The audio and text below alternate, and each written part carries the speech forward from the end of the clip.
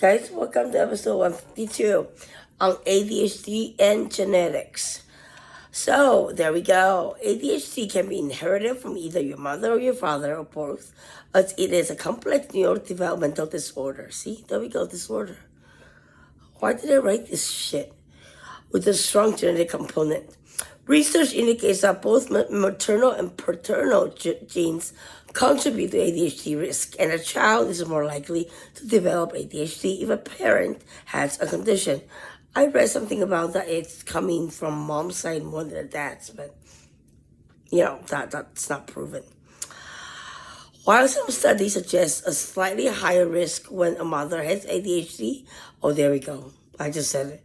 Other research finds no significant differences between maternal and paternal transmission, possibly due to differences in how ADHD presents in males and females, or factors like diagnostic bias or wrongful diagnosis.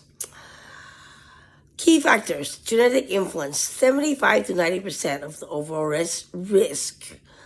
Come on. I won't be like this if I have ADHD. I won't be able to, tell the world about it, about the superpower, if I don't have ADHD myself. Same as Russell Barkley, same as Dr. Hollowell, same as Jordan Peterson, who suffers from, it's a genetic clinical depression. And I mean, that is okay and that is normal.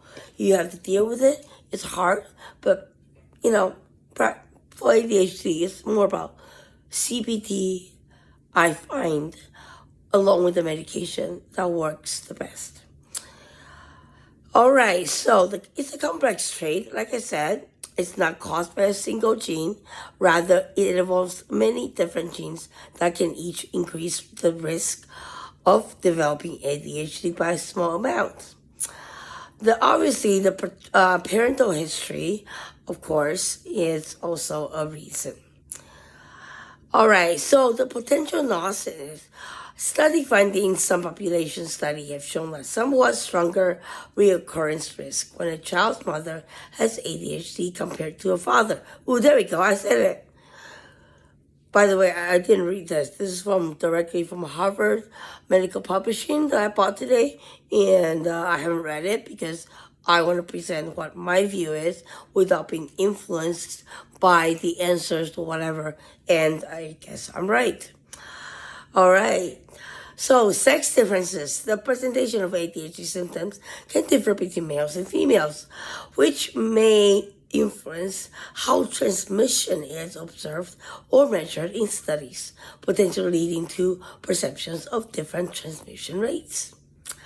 Other factors play a genetic larger role, such as parental exposure, extremely low birth weight, and other environmental influences can also increase the risk of ADHD.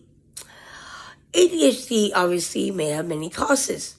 Researchers have identified that there is a single origin of this common disorder, but it is clear that ADHD often runs in families. So, like I said, 70 to 80%.